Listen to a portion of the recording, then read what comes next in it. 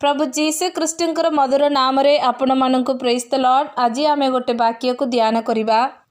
प्रथम पेतर 5:5 पद वाक्य एपरी लेखा अछि, सेहीपरि हे युवक माने तुम्भे माने प्राचीन मानकर वशीभूत हुओ, समस्ते परस्पर प्रति नम्रता रूप वस्त्र परिधान कर, कारण ईश्वर अहंकारी मानक प्रतिरोध करी नम्र लोक मानंकु अनुग्रह करंती। वाक्य रे इपरि लेखाई जे नम्रत लोकंको अनुग्रह करंती। हाँ, सदा प्रभु जे केही नम्रत करे ताहांकर जीवन रे प्रभु अनुग्रह करे। अनुग्रह परि कहिबा बेले आमे ए आशीर्वाद को पाइबा को योग्यता नथिले मध्य सदा प्रभु आम मानक से आशीर्वाद देवाट है अनुग्रह। यही अनुग्रह आम मानकर पवित्र बाइबल रे अनेक दास मान पाइछंती। दाऊदर जीवन रे देखिबा बेले दाऊद सेमानंगर परिवार रे भाई भौनी मानंग पखरे बहुत नत तिले, मात्र दाऊद को सदा प्रभु उच्च स्थान रे रखिले। प्रभुंगर अनुग्रह दाऊद उपरे थिला परी आमे वाक्य रे देखुछु। जोसेफ्र जीवन रे देखिबा बेले नत जीवन हेतिले, सदा प्रभु जोसेफ्र जीवन रे उन्नत स्थान रखिले। नम्रत लोकंकु प्रभु अनुग्रह करंती, सेमानंगर लाइफ को उच्च स्थान रे आशीर्वाद करंती। आउरी आमे वाक्य रे देखिबा लूक पुस्तक 14:11 पद, कारण जे केही आपणाकु उन्नत बोली देखाए ताहाकु नत करा जीव, पुणी जे आपणाकु नत करे ताहाकु उन्नत करा जीव।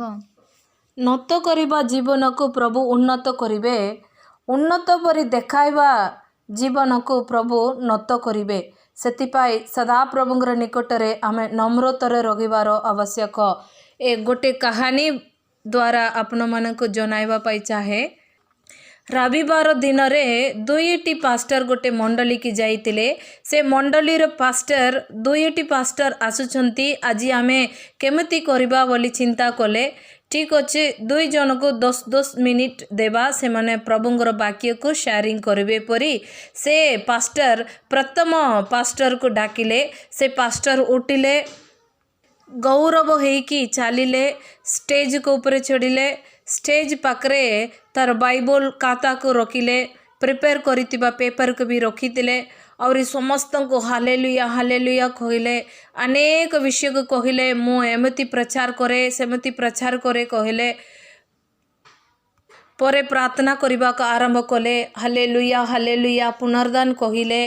कहीकि से पास्टर प्रचार करबा को आरंभ करिबा बेले से प्रिपेयर करितिबा पेपर फैन पवन रे उड़ी गला।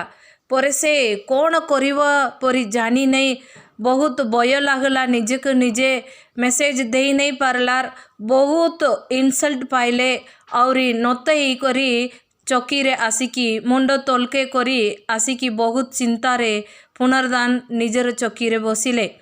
द्वितीय पास्टर को से मंडली रे पास्टर डाकिले। से पास्टर नते ही मुंड को तलके करी करी प्रार्थना करी से स्टेज ऊपर चढ़िले, प्रचार कले। से प्रचार को सुनिकी अनेक लोक खांदिले, अनेक लोक परित्राण पाइले, निजे को निजे समर्पित कले। पछे से पास्टर मेसेज सारिला पोरे प्रभु को धन्यवाद देई तार मुंड को उठाई की गौरव रे आसी करी चौकी रे बसिले। एही कहानी रे आमे देखुछु जे नात करे से को प्रभु उन्नत करे। आम मानकर जीवन रे आमे भी सदा प्रभुंकर सम्मुख रे नत करिबा, प्रभु आम मानकु उच्च स्थान रे रखिबे। आम माने जेते बाइबल पढ़ुतिले भी, प्रार्थना करितिले भी, आमे जेते बरबास कहिले भी आमे प्रभुंगर निकटरे नत करिबा, प्रभुंगर सम्मुख रे आसीबा बेले प्रभुंगर दृष्टि रे आमे किछि नुहे। सेतिपाई आम मानकर जीवन को समर्पित करिबा, उच्च स्थान रे रहिबा पाई प्रभु आम मानकु अनुग्रह करिवे। से अनुग्रह नीचे रे आम मानकु आशीर्वाद हेबा। प्रभु नम्रत लोक को अनुग्रह करंती, अहंकारी मानंग प्रति विरोध करंती। ସେଥିପାଇଁ ସଦାପ୍ରଭୁଙ୍କର ନିକଟରେ ଆମେ ଅନୁଗ୍ରହ ପାଇବା ପାଇଁ ଆମମାନଙ୍କର ଜୀବନକୁ ନତ କରିବା, ଆଶୀର୍ବାଦ ପାଇବା। ସଦାପ୍ରଭୁ ଆମମାନଙ୍କୁ ଆଶୀର୍ବାଦ କରୁ। ଆମେନ୍।